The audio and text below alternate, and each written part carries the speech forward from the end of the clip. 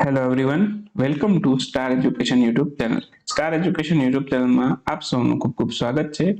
આજનો જે વિડીયો છે એમાં આપણે ચર્ચા કરીએ 30મી નવેમ્બરના તમામ અગત્યના કરંટ અફેર. શરૂ કરીએ આજનો વિડીયો. સૌથી પહેલો ક્વેશ્ચન આજના વિડીયોમાં. સૌથી પહેલો ક્વેશ્ચન છે આપણી સામે, વર્લ્ડ જસ્ટિસ પ્રોજેક્ટ એમના દ્વારા બહાર પાડવામાં આવેલ કાયદા શાસન સૂચકાંક 2022 એમાં ભારતનો ક્રમ શું છે?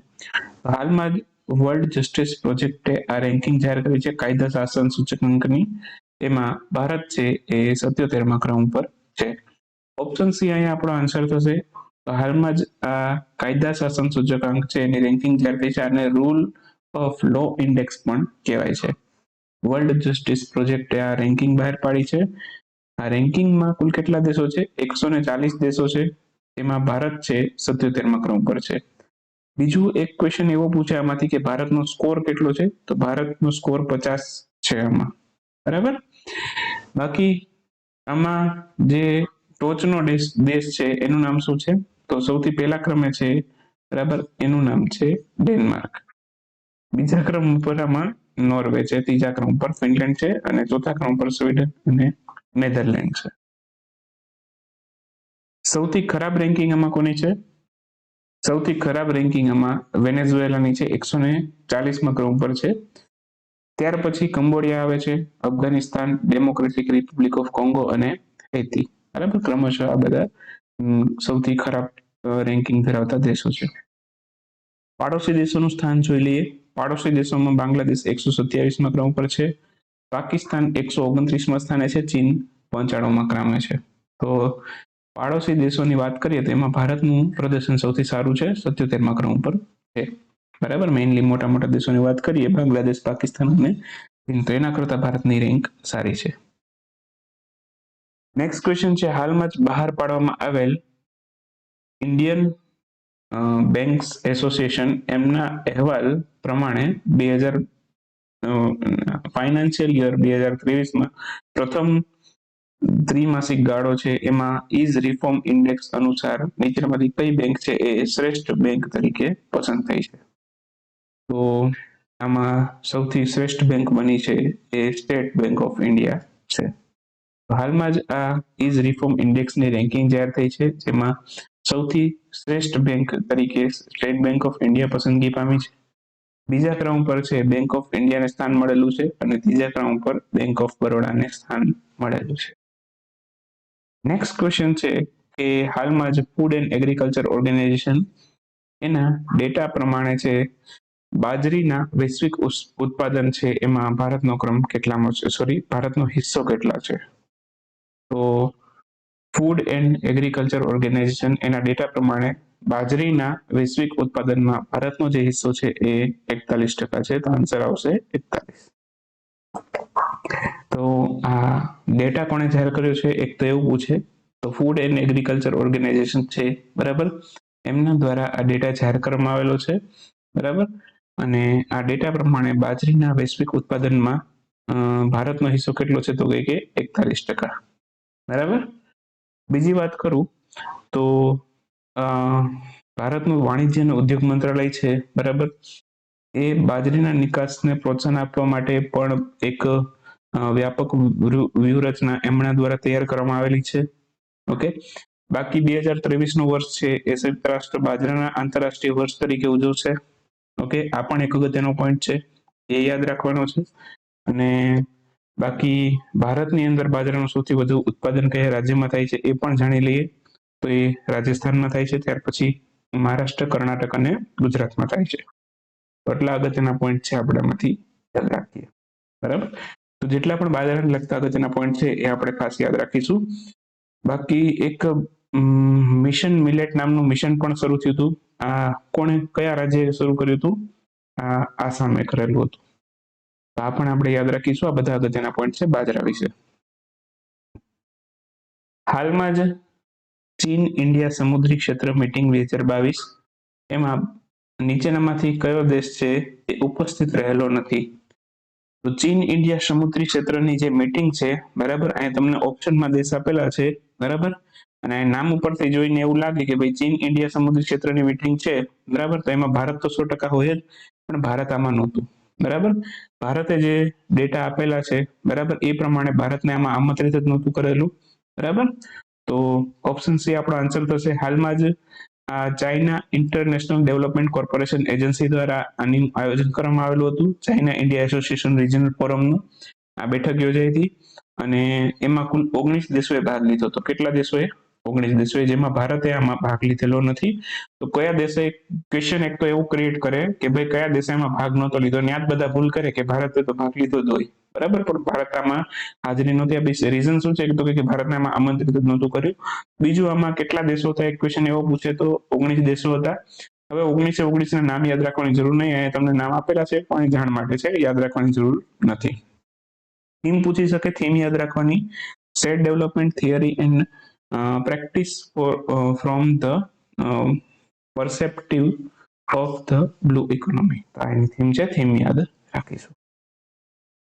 નેક્સ્ટ ક્વેશ્ચન છે, ઇસરો દ્વારા પીએસએલવી ની 56મી ફ્લાઇટ પીએસએલવી C-54 એનું લોન્ચિંગ કયા સ્થળેથી થયું? તો એક જ લોન્ચિંગ સેન્ટર છે આપણી પાસે, એનું નામ છે શ્રીહરિકોટા ખાતે આવેલું Satish Dhawan space centre. Okay, તો ક્યાં આવેલું છે? આંધ્રપ્રદેશની અંદર આવેલું છે. આન્સર આવશે આંધ્રપ્રદેશ. ઓપ્શન બી અહીંયા આપણો આન્સર થશે. તો પીએસએલવી C-54 નું લોન્ચિંગ આંધ્રપ્રદેશના શ્રીહરિકોટા ખાતે આવેલા સતીશ ધવન સ્પેસ સેન્ટર ખાતેથી થયેલું. કેટલા સેટેલાઇટ લોન્ચ થયા બધા વિશે માહિતી મેળવશું. તો એક તો INS-2B નામનો સેટેલાઇટ લોન્ચ થયો છે, ભૂટાન માટે આપણે કર્યો છે તૈયાર. બરાબર, નેનો સેટેલાઇટ છે. આણંદ નામનો સેટેલાઇટ છે. એસ્ટ્રોકાસ્ટ નામનો સેટેલાઇટ છે. થાઇમ્બર્ટ નામનો એક સેટેલાઇટ છે અને EOS-6 નામનો સેટેલાઇટ છે. તો આટલા સેટેલાઇટ છે આપણે આના અંતર્ગત લોન્ચ કર્યા છે. ફટાફટ બધા વિશે માહિતી મેળવી લઈએ. તો INS-2B છે, બરાબર. 2 પેલોડ છે, એક ભારતે તૈયાર કર્યો, એક ભૂટાને તૈયાર કર્યો. એ ભારતે તૈયાર કર્યું નામ છે નેનો MX અને ભૂટાને તૈયાર કર્યું એનું નામ છે APRS ડિજિપેટર્સ. ઓકે, તો ભારત ભૂટાન દ્વારા સંયુક્ત રીતે તૈયાર કરવામાં આવેલું છે. ઓકે, અને કુદરતી સંસાધનોના સંચાલન માટે આ ભૂટાન માટે આપણે આ તૈયાર કર્યો છે. બરાબર. બાકી આણંદ વિશે વાત કરી લઈએ. તો આણંદ છે 3 એક્સિસ સ્ટેબિલાઇઝ્ડ નેનો સેટેલાઇટ છે અને એ મિનિએચરાઇઝ્ડ ઇલેક્ટ્રો ઓપ્ટિક પેલોડ છે અને અન્ય તમામ પેટા સિસ્ટમ છે, બરાબર, એની સાથે કામ કરશે. તો ટેકનોલોજી ડેમોન્સ્ટ્રેટર કહેવાય, આ એક પ્રકારનો ટેકનોલોજી ડેમોન્સ્ટ્રેટર સેટેલાઇટ છે. બીજું એસ્ટ્રોકાસ્ટ, તો 3U સ્પેસક્રાફ્ટ અથવા તો 3U અવકાશયાન પેલોડ તરીકે ઇન્ટરનેટ ઓફ થિંગ્સ છે એના માટે ટેકનોલોજી ડેમોન્સ્ટ્રેટર સેટેલાઇટ છે. ઓકે, અને ISI space squad pack dispenser પણ આની અંદર રાખવામાં આવેલા છે. કુલ આ 4 ઉપગ્રહો છે, બરાબર. એસ્ટ્રોકાસ્ટ નામના કુલ આવા 4 સેટેલાઇટ છે, બરાબર. તો 4 સેટેલાઇટનો સમૂહ છે એસ્ટ્રોકાસ્ટ, બરાબર. તો એ પણ ધ્યાન રાખીશું આપણે. બીજું થાઇમબોલ્ટ નામનો સેટેલાઇટ છે, એ 0.5U સ્પેસક્રાફ્ટ બસ છે. ઓકે, ઓછામાં ઓછી 1 વર્ષની અવધિ માટેનો આ સેટેલાઇટ છે. ઓકે, બાકી US-06 આ અર્થ ઓબ્ઝર્વેશન સેટેલાઇટ છે અને ઓશનસેટ શ્રેણીની 3જી પેઢીનો આ ઉપગ્રહ છે, 3rd જનરેશન સેટેલાઇટ છે. તો શેના માટે ઉપયોગી થશે તો કે હવામાન સંબંધિત આબોહવા, સમુદ્ર વિજ્ઞાન તેમજ સમુદ્રી આબોહવા, સમુદ્રના રંગ, દરિયાની સપાટીનું તાપમાન, પવન વેક્ટર ડેટાનું અવલોકન, આ બધા માટે આ સેટેલાઇટનો યુઝ થશે.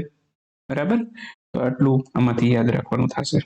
નેક્સ્ટ વાત કરીએ હવે ક્વિક ન્યૂઝની. ક્વિક ન્યૂઝમાં સૌથી પહેલો ક્વેશ્ચન આજના વિડીયોમાં, દક્ષિણ એશિયામાંથી નીચેનામાંથી કયો દેશ તાજેતરમાં શરૂ કરવામાં આવેલ વૈશ્વિક શિલ્ડ અગેન્સ્ટ ક્લાઇમેટ રિસ્ક પહેલ તરફથી સહાય મેળવનાર દેશોમાં સામેલ છે?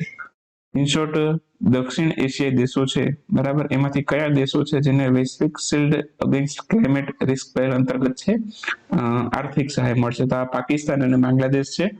આન્સર આવશે પાકિસ્તાન અને બાંગ્લાદેશ. સમાચારોમાં જોવા મળેલું હાલમાં જ 1000 ભાષાનું AI મોડલ કઈ કંપની દ્વારા તૈયાર કરવામાં આવશે? આ ગૂગલ તૈયાર કરશે. આન્સર આવશે ગૂગલ. હાલમાં જ UK અને નીચેનામાંથી કયા દેશો દ્વારા છે ઇંગ્લિશ ચેનલ ક્રોસિંગમાંથી ગેરકાયદેસર સ્થળાંતર રોકવા માટે દ્વિપક્ષીય કરાર ઉપર હસ્તાક્ષર કરવામાં આવેલા છે? આન્સર આવશે ફ્રાન્સ. હાલમાં નતાશા મુસાર નીચેનામાંથી કયા દેશની સૌપ્રથમ રાષ્ટ્રપતિ બની? તો સૌપ્રથમ મહિલા રાષ્ટ્રપતિ બન્યા છે નતાશા પિર્ક મુસાર, એ સ્લોવેનિયાના સૌથી પહેલા મહિલા રાષ્ટ્રપતિ બનેલા છે. National museum of natural history ભારતીય પર્યાવરણ, વન અને આબોહવા પરિવર્તન મંત્રાલય હેઠળ અને નીચેનામાંથી કઈ સંસ્થા એમણે સંયુક્ત રીતે COP27 શર્મ શેખ ઇજિપ્ત ખાતે ઇન અવર લાઈફ ટાઈમ અભિયાન શરૂ કર્યું છે? ઇન અવર લાઈફ ટાઈમ અભિયાન છે યુએનડીપી, NH અને ભારતનું વન પર્યાવરણ અને ક્લાઇમેટ ચેન્જ મંત્રાલય, આ ત્રણેય મળીને આ શરૂ કર્યું છે ઇન અવર લાઈફ ટાઈમ. નીચેનામાંથી કયા બોલિવૂડ અભિનેતા છે એને મારાકેચ ઇન્ટરનેશનલ ફિલ્મ ફેસ્ટિવલની 19મી આવૃત્તિમાં ઇટોઇલ ડી ઓર એવોર્ડથી સન્માનિત કરવામાં આવેલા છે? તો આ રણવીર સિંહને આ એવોર્ડ આપવામાં આવેલો છે. Hybrid thermal efficient core project તાજેતરમાં સમાચારોમાં છે. આ કઈ અંતરિક્ષ સ્પેસ એજન્સીનો પ્રોજેક્ટ છે? આ નાસાનો પ્રોજેક્ટ છે. આન્સર આવશે નાસા. જમ્મુ કાશ્મીરના રામબન ખાતે ઝુલાબેયલી સસ્પેન્શન બ્રિજ છે એના ટ્રાફિક માટે કાર્યરત કરવામાં આવેલો હતો. તો નીચેનામાંથી કઈ નદી ઉપર આ પુલ બાંધવામાં આવેલો છે? ક્વેશ્ચન એવો છે. તો આ ચિનાબ નદી ઉપર બાંધવામાં આવેલો છે, જમ્મુ કાશ્મીરમાં આવેલો છે. હાલમાં બાંગ્લા ઉત્સવ કયા રાજ્યનો લણણીનો તહેવાર છે? તો હાર્વેસ્ટિંગ તહેવાર છે, બરાબર. બાંગ્લા ઉત્સવ આ મેઘાલય રાજ્યમાં ઉજવાય છે. આન્સર આવશે મેઘાલય. નીચેનામાંથી કયા રાજ્યએ ભારત કે રાજ્ય કા સાંસ્કૃતિક સંમેલન પહેલ હેઠળ ભારતીય સંસ્કૃતિ સંબંધ પરિષદ સાથે MOU પર હસ્તાક્ષર કર્યા છે? તો આ બિહારે કર્યા છે. આન્સર આવશે બિહાર. ભારતીય રેલવે જાહેરાત કરી છે કે તેના બ્રોડગેજ નેટવર્કના કેટલા ટકાનું વિદ્યુતીકરણ પૂર્ણ કર્યું છે? તો ભારતીય રેલવે દ્વારા જાહેરાત કરવામાં આવી છે. બે અગત્યની જાહેરાત થઈ છે. એક તો 2030 સુધીમાં નેટ ઝીરો કાર્બન એમિશનનું લક્ષ્યાંક હાંસલ કરશે. ભારત 2070 સુધીમાં કરશે, પણ ભારતીય રેલવે છે 2030 સુધીમાં જ કરી લેશે. અને અત્યારે 82% જેટલું બ્રોડગેજ નેટવર્ક છે એનું વિદ્યુતીકરણ ભારતીય રેલવે કરી દીધું છે. હાલમાં આવી જાહેરાત ભારતીય રેલવેએ કરેલી છે. શારજા ઇન્ટરનેશનલ બુક ફેસ્ટિવલની શારજા ઇન્ટરનેશનલ બુક ફેર 2022 41મી આવૃત્તિ હતી એની. તો એમાં global icon of cinema and culture narrative એવોર્ડથી કોને સન્માનિત કરવામાં આવ્યું છે? તો આમાં શાહરૂખ ખાનને આ એવોર્ડ આપવામાં આવેલો છે. અમૂર ફાલ્કન ફેસ્ટિવલ એની 7મી આવૃત્તિ કયા રાજ્યમાં થઈ? તો આની 7મી આવૃત્તિ મણિપુર રાજ્યમાં કરવામાં આવેલી. રાષ્ટ્રપતિ દ્રૌપદી મુર્મુ એમણે હાલમાં ઈ-કોમ પોર્ટલ શરૂ કર્યું. કુલ કેટલી ભાષામાં અભ્યાસક્રમો પુસ્તકો છે, બરાબર, ઉપલબ્ધ રહેશે આમાં? તો કુલ 12 ભાષાઓમાં અભ્યાસક્રમો અને પુસ્તકો છે આમાં ઉપસ્થિત રહેશે ઈ-કોમ પોર્ટલમાં, બરાબર. તો યાદ રાખીશું. નેક્સ્ટ વાત કરીએ તો વિશ્વના પ્રથમ single piece 3D printed rocket એન્જિનનું નામ જણાવો જે હાલમાં જ ભારતમાં ડિઝાઇન અને ઉત્પાદિત થયેલું છે. 3D પ્રિન્ટેડ રોકેટ એન્જિન એનું નામ છે અગ્નિલેટ, બરાબર. અગાઉ પણ વાત થઈ હતી, બરાબર. ભારતનું સૌથી પહેલું 3D પ્રિન્ટેડ રોકેટ એન્જિન છે એનું નામ છે અગ્નિલેટ. હાલમાં નીચેનામાંથી કયો દિલ માંગે મોર શોર્ટ ફિલ્મ ફેસ્ટિવલ શરૂ કરવામાં આવેલું? કોના દ્વારા શરૂ કરવામાં આવેલું હતું? તો હાલમાં જ નીચેનામાંથી છે ઇન્ડિયન આર્મી દ્વારા છે આ દિલ માંગે મોર નામનો શોર્ટ ફિલ્મ ફેસ્ટિવલ છે શરૂ કરવામાં આવેલો હતો. હાલમાં નીચેનામાંથી કયા રાજ્યએ બંદૂક સંસ્કૃતિ અને હિંસાને પ્રોત્સાહિત કરતા તેમજ હથિયારો અને હાલમાં નીચેનામાંથી કયા રાજ્યએ બંદૂક સંસ્કૃતિ અને હિંસાને પ્રોત્સાહન આપતા ગીતો છે એના ઉપર પ્રતિબંધ મૂક્યા છે? તો આ પંજાબ રાજ્યની સરકારે આ ડિસિઝન લીધું છે. બંદૂક સંસ્કૃતિ અને હિંસાને પ્રોત્સાહિત કરતા હોય એવા ગીતો ઉપર પ્રતિબંધ મૂક્યા છે. ઓકે, તો અહીંયા આપણે 30મી સપ્ટેમ્બરનો વિડીયો સમાપ્ત કરીશું. હવે આપણે 1 ડિસેમ્બરથી નવા મહિના સાથે વિડીયોની શરૂઆત કરશું. તો લગભગ આપણે આવતીકાલથી જ ડિસેમ્બર મહિનાના વિડીયો ચાલુ કરી દઈશું. તો મળીએ નેક્સ્ટ વિડીયોમાં. ત્યાં સુધી રજા લઈએ. આવજો. Bye bye. Good night. શુભરાત્રી. Thank you for watching star education.